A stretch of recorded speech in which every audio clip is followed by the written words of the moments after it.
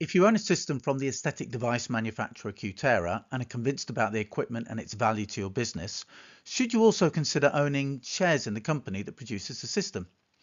In this video, I'll briefly review the financial history of Cutera and its recent quarterly financial statements, alongside some interesting insights that drive share prices of equipment companies and how you could potentially capitalize on this.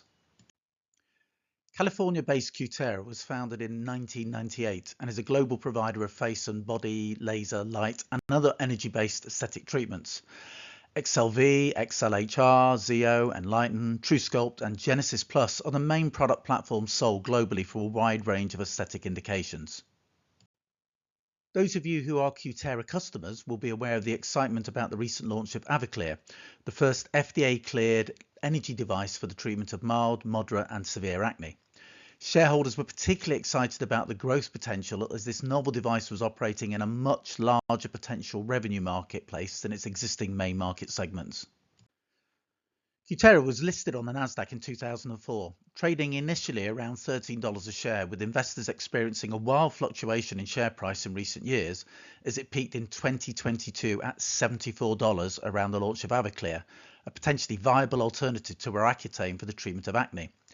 However, if you'd bought at this level, you would be sitting on a 98% loss, of shares have crashed to less than 50 cents as of mid-February 2025. You can see that investors who knew and understood the capital equipment market could have got in early pre-launch for both Secret RF and AviClear. However, you would only have benefited from this if you'd have exited quickly after the pre-launch hype. The principal reason for the current share price is that actual revenues, even after the launch of AviClear, have been on a rapid downward trend, resulting in significant losses quarter on quarter. The company has cited a challenging macroeconomic environment that has affected sales of their core aesthetic equipment, but the major issue appears to have been the model that was used to launch AviClear in the US.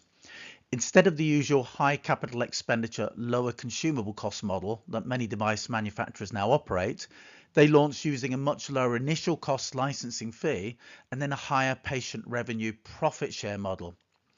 This did not appear to be successful and has resulted in a restructuring of the board and the AviClear business model. After being listed for over 20 years on the Nasdaq, Cutera has now become a penny or cent stock share and really a turnaround play. The financials need to see a significant upturn in 2025 before most investors will have the confidence that Cutera will be a good long-term investment. However, if you're bullish on the future of Cutera, with the share price at this current level, future gains could easily double or triple in investment within a year.